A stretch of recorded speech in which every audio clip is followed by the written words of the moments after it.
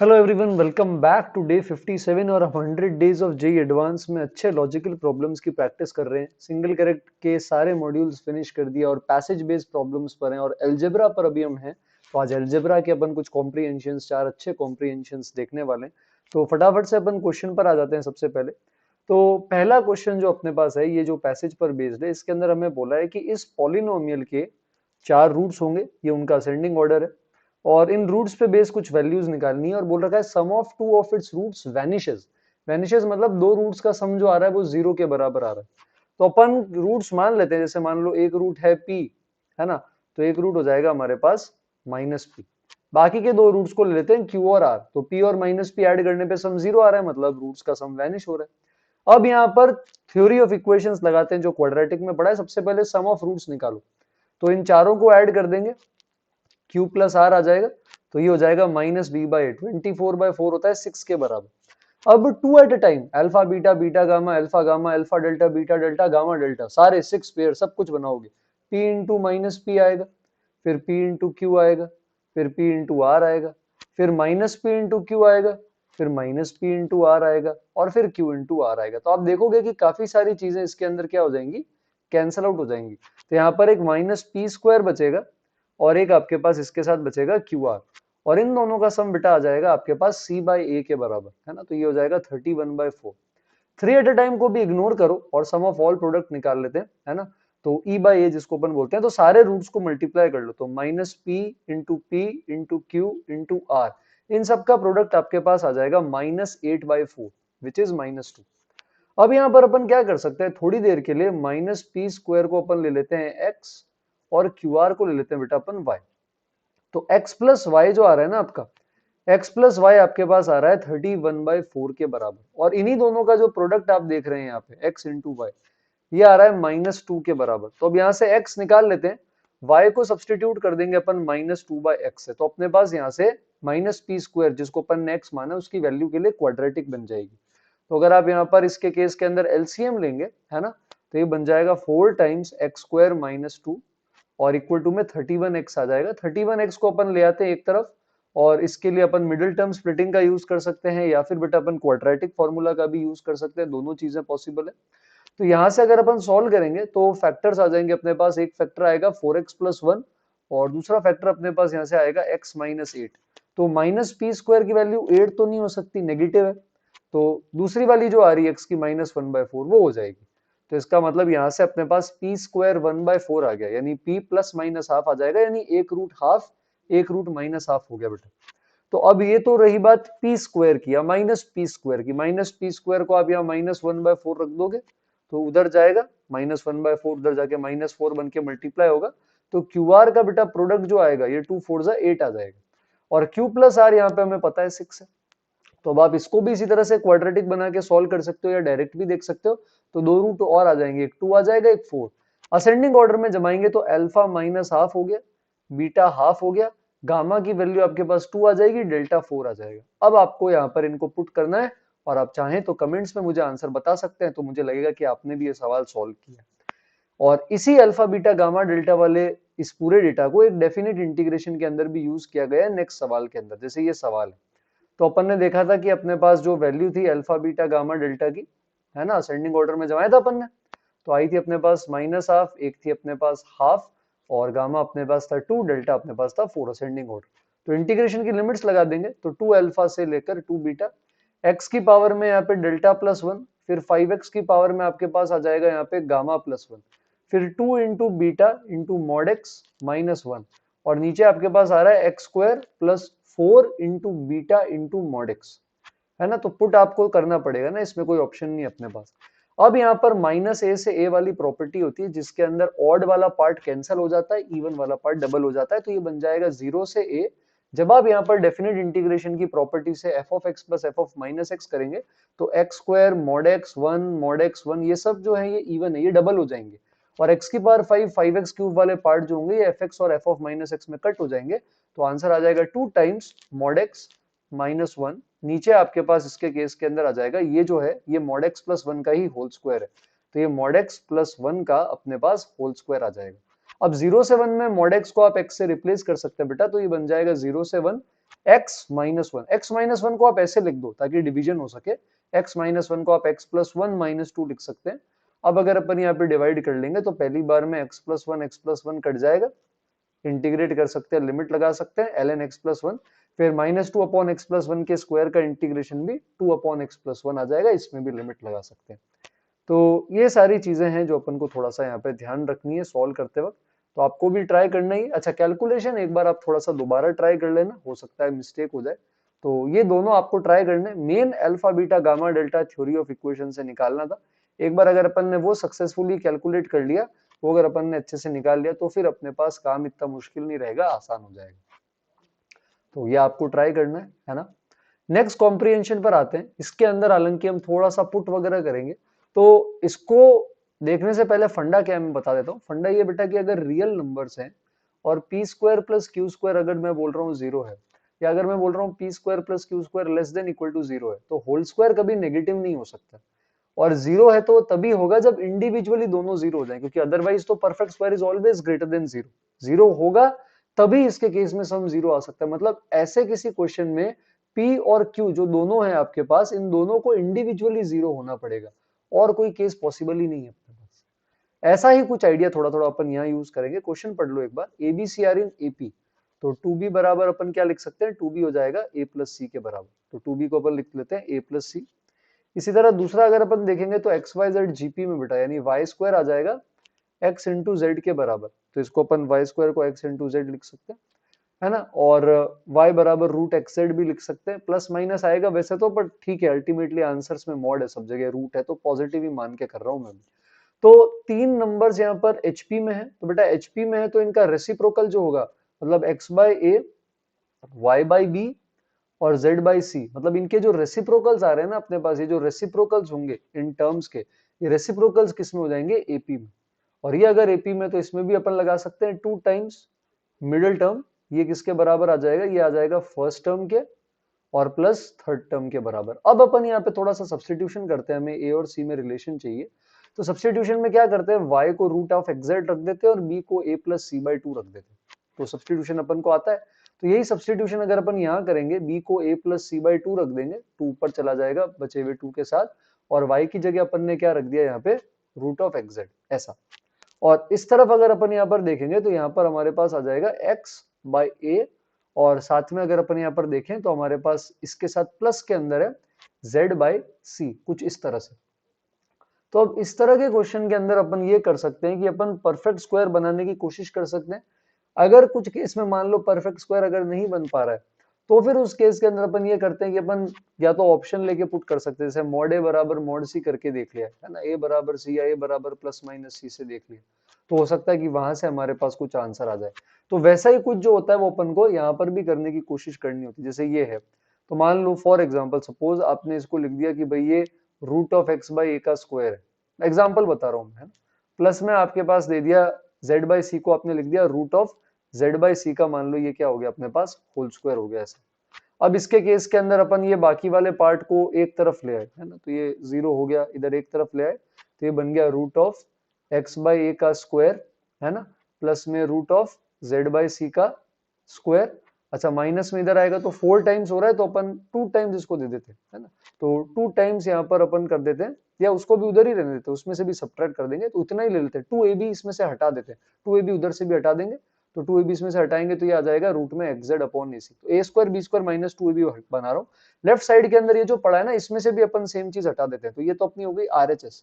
Left side में भी same चीज करते हैं, तो LHS के अंदर क्या आ जाएगा, LHS के अंदर आ जाएगा बेटा 4 टाइम्स रूट के अंदर एक्स जेड अपॉन ए प्लस सी, माइनस के अंदर आपने बना दिया 2 टाइम्स रूट में एक्स जेड, और अपॉन में अपने पास क्या आ जाएगा यहाँ पर ए सी।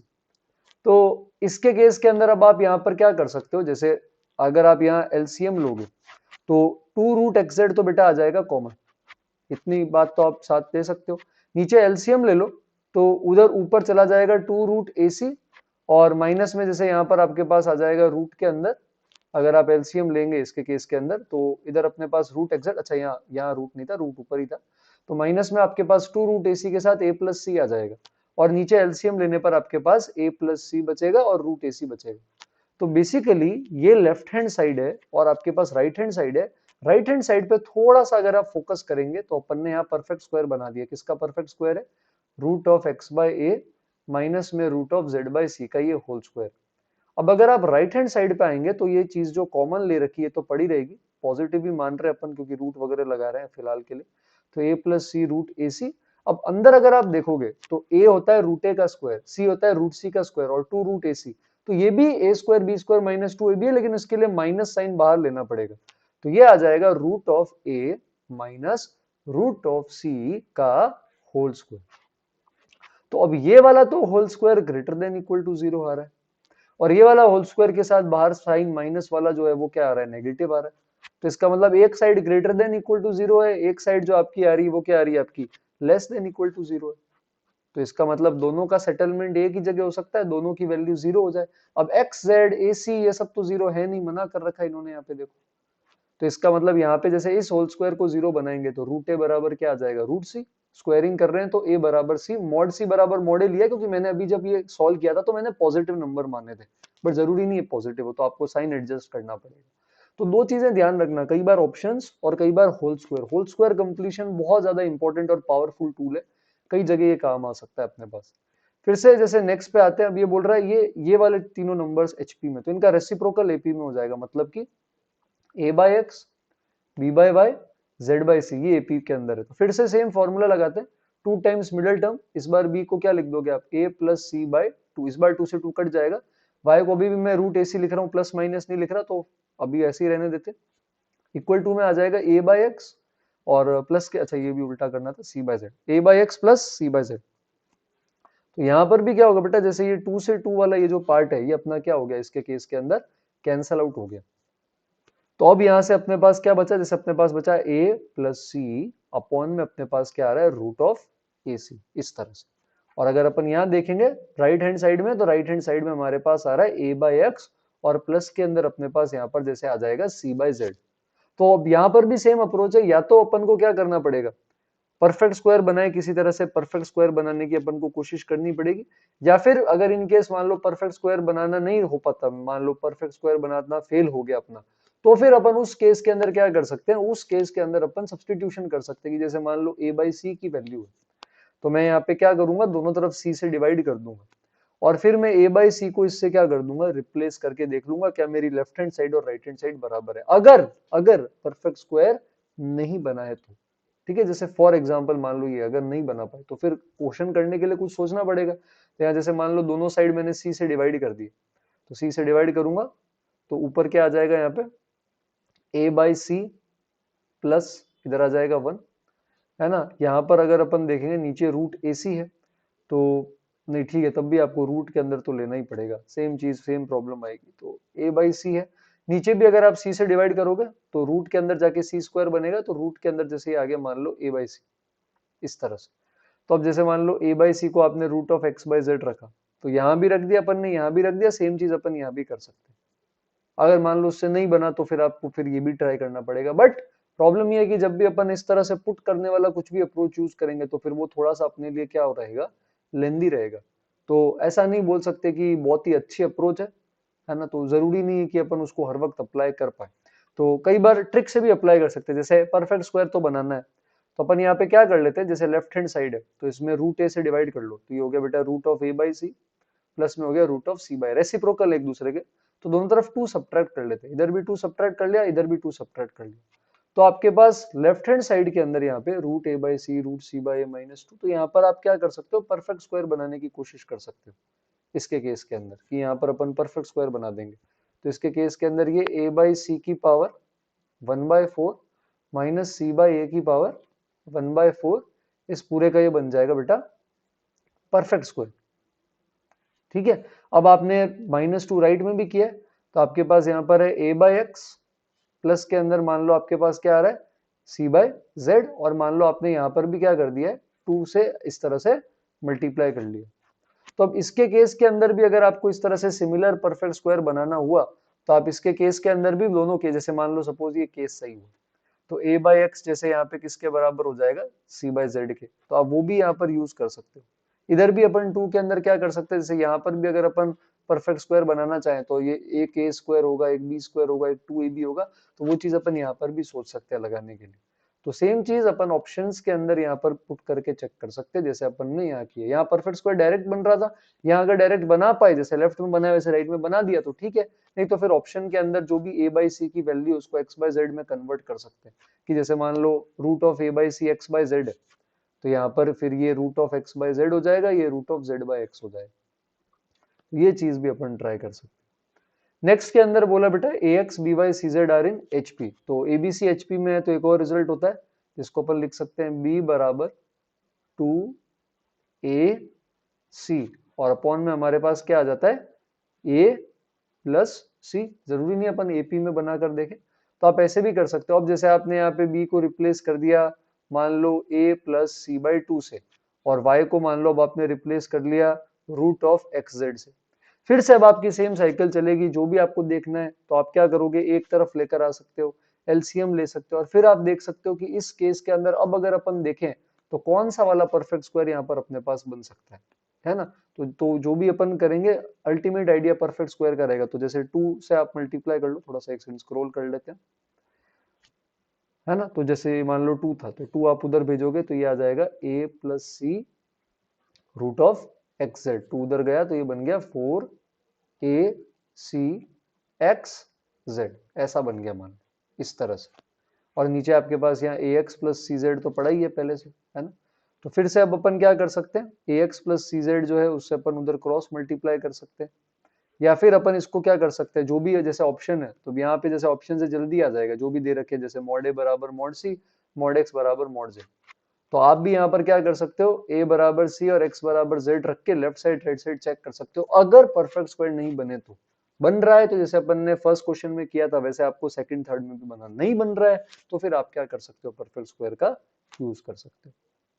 कुछ रेयर केसेस में कभी ऐसा भी हो सकता है कि एक साइड 2 नंबर का am है, एक साइड gm है, और am बराबर gm बोल दिया, तो फिर उसका क्या मतलब हो गया, am बराबर gm कब होता है, दोनों साइड जो नंबर्स होते हैं उनकी जब वैल्यू बराबर होती है, जिन पे am gm लगा रहे हैं तो वैल्यू भी बराबर, कि भाई आपने देखा कि अरे भाई ये तो लेफ्ट साइड में जो am है 2 नंबर की, राइट साइड में उन्हीं का gm है, तो तब भी पता चल जाएगा कि अच्छा ये नंबर्स भी आपस में क्या हो जाएंगे, अपने पास बराबर हो जाएंगे।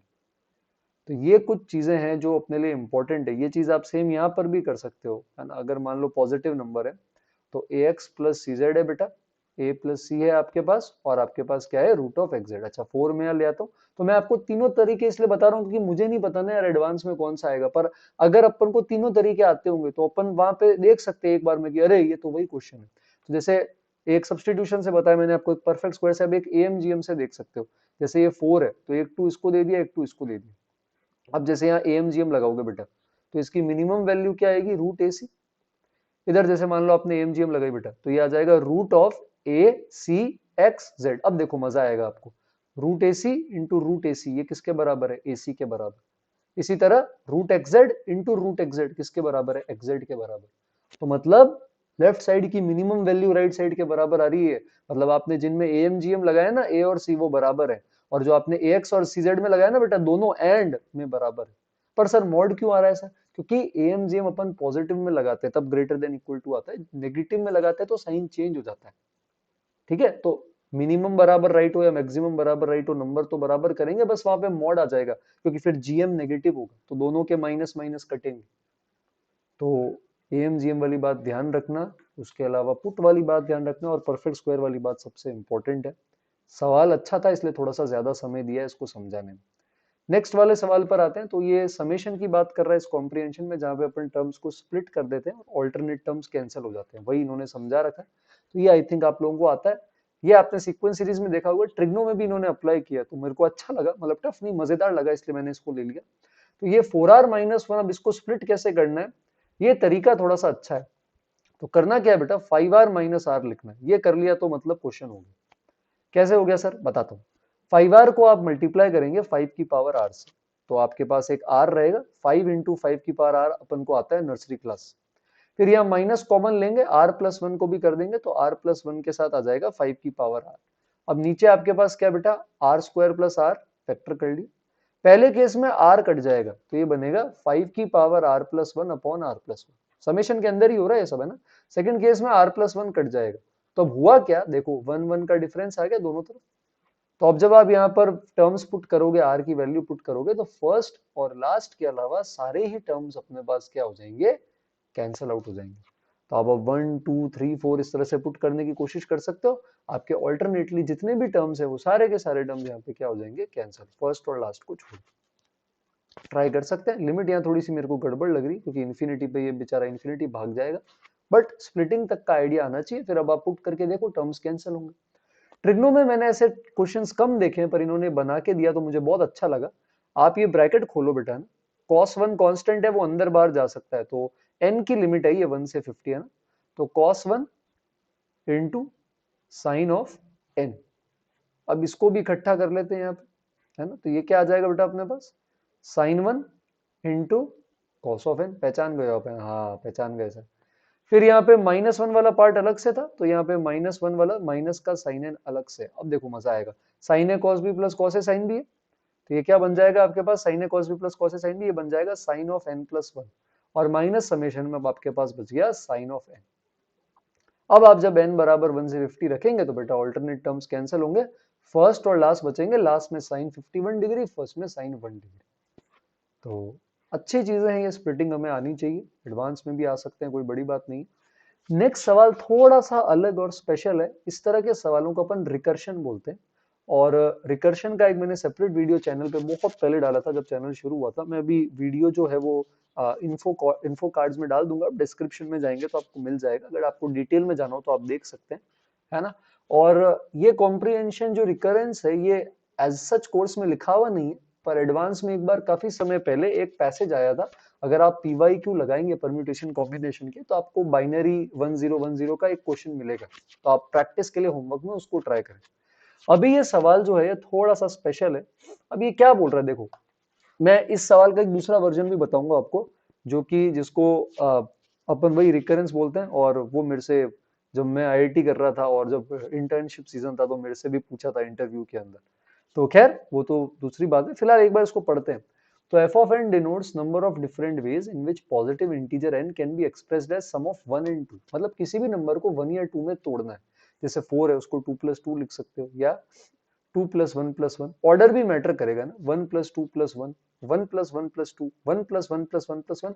तो ऐसे 6 को या किसी भी नंबर को कैसे ब्रेक करोगे। अब एक एक निकालना तो लेंदी है, तो हमें चाहिए एक रिलेशन। लेकिन रिलेशन ये कोई सीक्वेंस सीरीज से नहीं आता कि आप बनाओगे आपको पैटर्न दिख जाएगा, पैटर्न बनाएंगे, पर रिलेशन बनाने का तरीका ये होता है कि जो आपका nth टर्म है उसको आप 2n² n³ ऐसे नहीं लिखोगे, आप उसको उसके पुराने टर्म्स यानी n-1th टर्म, n-2th टर्म, इनके टर्म्स में लिखने की कोशिश करते हैं। जो आपकी 11th की NCERT की सीक्वेंस एंड सीरीज की एक्सरसाइज 1 है ना, वहां पर एक बहुत अच्छी बहुत सुंदर सीरीज दे रखी है, फिबोनाची सीरीज, फिबोनाची सीक्वेंस, तो मोस्टली वही यूज होती है। ठीक है, तो NCERT से इंस्पिरेशन लेते हैं जेई वाले भी। अब मेरी बात सुनना बहुत ध्यान से, मान लो कोई नंबर है n, तो f of n होगा उसको लिखने का तरीका 1 से 2 से, अब हम काउंट तो नहीं कर सकते तभी तो फंसे हुए। पर मान लो कि आपने, जैसे इंडक्शन भी हुआ करता था पहले एक चैप्टर, तो मान लो आपने n-1 बना लिया है। n-1 बनाने के कितने तरीके होंगे, f of n-1, n-1 बनाने के तरीके। तो अगर आपने n-1 बना लिया है तो वहां से n जाने का तो एक ही तरीका है कि आप उसके अंदर 1 ऐड कर दें। तो अगर आप f of n पे हो तो आप ये सोचो कि आप n पे कैसे आ सकते हो बेटा, दो तरीके से आ सकते हो, या तो n-1 से 1 ऐड करके आ सकते हो, या फिर आप n-2 से 2 ऐड करके आ सकते हो। ये मत बोलना सर n-2 से 1 और 1 भी तो ऐड कर सकते हैं, पर n-2 में 1 ऐड करूंगा तो वो पहले n-1 बनेगा ना। तो दो तरीके हैं, या तो n-1 से 1 ऐड कर दो या n-2 से 2 ऐड कर दो, ये तो एक ही तरीका है, इसमें तो कुछ स्पेशल नहीं है। पर n-1 तक पहुंचने के तरीके हमें पता नहीं, तो जैसे इसके नंबर ऑफ वेज को अपन f of n लिख रहे हैं, उसी तरह से n-1 बनाने के तरीके हो जाएंगे बेटा f of n-1। तो या तो f of n-1 से बनेगा, या फिर, या जब भी होता है तो प्लस आता है, या फिर n-2 के बाद 2 ऐड कर देंगे, ये एक तरीका हो गया f of n-2। ये रिलेशन अपना हो गया, जो सीक्वेंस लिख रखी है ना एनसीईआरटी में भी है, an बराबर an-1 प्लस an-2। तो ये हो गया अपने पास रिलेशन। अब जैसे f of 1 कद्दू है ना, f of 1 तो एक ही तरीका होगा, 1 कैसे बना सकते हो 1 से। f of 2 के दो तरीके, या तो 2 ले लो या 1 + 1 ले लो, तो f of 2 2 है। अब काम हो गया बेटा, अब जैसे एफ ऑफ थ्री चाहिए, तो एफ ऑफ थ्री कैसे बनाओगे आप? एन को थ्री रखो, एफ ऑफ थ्री हो जाएगा F of two plus F of one, यानी कि इन दोनों को ऐड कर दो, तो वन प्लस टू करेंगे तो थ्री आ जाएगा। एफ ऑफ फोर होगा तो यहाँ पे फोर रख दोगे, तो ये आ जाएगा F of two plus F of three. बस प्रीवियस दो टर्म्स ऐड करने, टू प्लस थ्री, ये हो गया फाइव। एफ ऑफ फाइव क्या हो जाएगा? ये हो जाएगा बेटा थ्री और फाइव का सम, यानी कि एट, तो ये आ जाएगा three plus five. F of six जो अपन को निकालना है इस क्वेश्चन में, ये फाइव प्लस एट होगा, तो ये आ जाएगा एफ थर्टीन के बराबर, तो ये हो गया थर्टीन। अब एफ ऑफ सिक्स में एफ सिक्स की वैल्यू रख दोगे, तो मतलब आपको एफ ऑफ थर्टीन निकालना है। तो अब आप मुझे कमेंट्स में बता सकते हो एफ सेवन बना के। इस सीरीज को फिबोनाची सीरीज भी बोलते हैं। बस वो जो होती थी वो वन टू से नहीं, वो वन वन से शुरू होती थी, वो जीरो से होती, मतलब उसमें पहले वन आता है, फिर वन आता है, फिर टू, फिर थ्री, फिर फाइव, चलता जाता है। और मेरे से जो इंटरव्यू में पूछा था उसके अंदर ऐसे तीन रास्ते थे, जैसे अभी मैंने आपको बताया ना f n minus one, f n minus two, तो वहां पर एक और रास्ता था, और वो सवाल ऐसा नहीं था, स्टेयर्स का था। स्टेयर्स में क्या है, जैसे ये क्वेश्चन स्टेयर्स के फॉर्म में आ जाता है कि आप एक बार में या तो दो सीढ़ियां कूद सकते हो या एक बार में एक सीढ़ी कूद सकते हो, तो एन सीढ़ियां चढ़ने के कितने तरीके होते हैं, तो उसमें भी यही हो जाता है कि भाई एन क्या करना है, या तो वन वन ऐड करके पहुंचोगे, या टू टू, या वन टू। इसका मतलब सीढ़ियों वाले सवाल के अंदर में भी f n minus one, f n minus two हो जाता है। तो ऐसा कोई रिलेटेड क्वेश्चन मेरे से कोडिंग राउंड के इंटरव्यू में पूछा था। तो खैर, आप जाओगे आईआईटी तब आपसे भी पूछे जाएंगे जब इंटर्नशिप सीजन आएगी। तो आई होप आपको कुछ मजा आया हो इसके अंदर। तो जो बच्चे नए हैं वो जरूर जरूर सब्सक्राइब करें, क्योंकि 40 डेज ही ऑलमोस्ट और बाकी है, और हम कंसिस्टेंटली कॉम्प्रिहेंशन के बाद मोर देन वन इंटीजर, अब पुराने पेपर्स वो सब सॉल्व करेंगे। पुराने वीडियोस आप देख सकते हैं, लिंक डिस्क्रिप्शन के अंदर है। और लास्ट क्वेश्चन जो है अपना, उसमें पूछ रहा है कि अगर n से n जा रहे हैं तो कैसा फंक्शन है, तो ये बड़ा आसान हो गया। नेचुरल नंबर्स आपके ये सारे होंगे बेटा, है ना। वन पे अपन ने देखा वैल्यू वन थी, टू पे टू थी, थ्री पे थ्री थी, लेकिन फोर पे फाइव आ गई, फिर three plus five eight, five plus eight thirteen, है ना, एट प्लस थर्टीन 21, तो बढ़ता जा रहा है। तो फंक्शन वन वन तो है, रिपीट नहीं हो रहा, पर बीच में नेचुरल नंबर्स छूटते जा रहे हैं, फोर सिक्स सेवन, तो ऑन टू नहीं होगा, तो one one and in two. तो अगर आपको इस नए टाइप के सवालों में मजा आया हो तो प्लीज प्लीज लाइक कर सकते हैं। अगर आपको सीरीज ब्रेक करने में, एग्जांपल्स में अच्छा लगा हो तो आप मुझे कमेंट करके बता सकते हैं। अगर आपको एएमजीएम से इनइक्वालिटी की इक्वेशंस सब्स्टिट्यूट करना, पुट करने वाला मेथड या परफेक्ट स्क्वायर बनाने में मजा आया हो तो कमेंट कर सकते हैं। और of course theory of equations revise करने के लिए आप इस चैनल को सब्सक्राइब कर सकते हैं। जल्दी मिलेंगे कल डे 58 में, थोड़ा सा एल्जेब्रा और देखेंगे, 2-3 दिन पैसेज करने के बाद आगे बढ़ जाएंगे। तो थैंक यू वीडियो के एंड तक बने रहने के लिए। आपके फ्रेंड्स के साथ शेयर करें। जल्दी मिलते हैं डे 58 में।